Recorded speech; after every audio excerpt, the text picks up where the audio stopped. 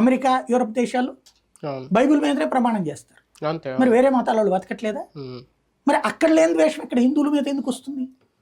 హిందుత్వాంశం మీద ఎందుకు వస్తుంది? ఉమ్. అది కదా చర్చ జరగాలి. కొత్తగా ద్వేషం పెంచుతున్నారు.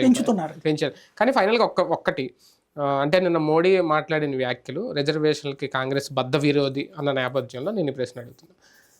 అమిత్ షా ముస్లిం రిజర్వేషన్లను రద్దు చేస్తామని చెప్పిన భారతీయ జనతా పార్టీ రిజర్వేషన్లకు బద్ధ విరోధ, కాంగ్రెస్ పార్టీ బద్ధ విరోధ? ఆ మాటల వల్ల కాదా కాంగ్రెస్ పార్టీకి అన్ని సీట్లు పెరగడానికి కారణం వల్ల ముస్లింలందరూ అటు పోలరైజ్ అవడానికి?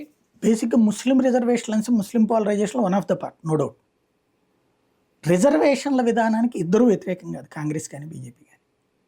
కాకపోతే బీజేపీని దోషిగా చూపించే ప్రయత్నం కాంగ్రెస్ చేస్తుంది. ఎందుకు అంటే మొన్న 400 సీట్లు అనగానే ఇలా కంగారు పుట్టింది.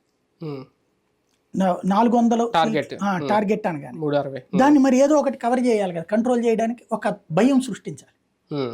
ఆ భయం కొంతమంది నాయకులు నోటి దూలగాళ్ళు, నేను ఇందాక చెప్పినట్టే ఎవరో అయోధ్యలో పోటీ చేసిన అభ్యర్థులు, అట్లాంటి కొంతమంది నోటి దూలగాళ్ళు రాజ్యాంగం హిందూ రాజ్యాంగం కింద మార్చడానికని వాగారు. కొందరు సోషల్ మీడియాలో పోస్టులు ఎవడో పెట్టిందని వీళ్ళు ఫార్వర్డ్ చేశారు. అందుకే అక్కడ ఓడిపోయారు కదా.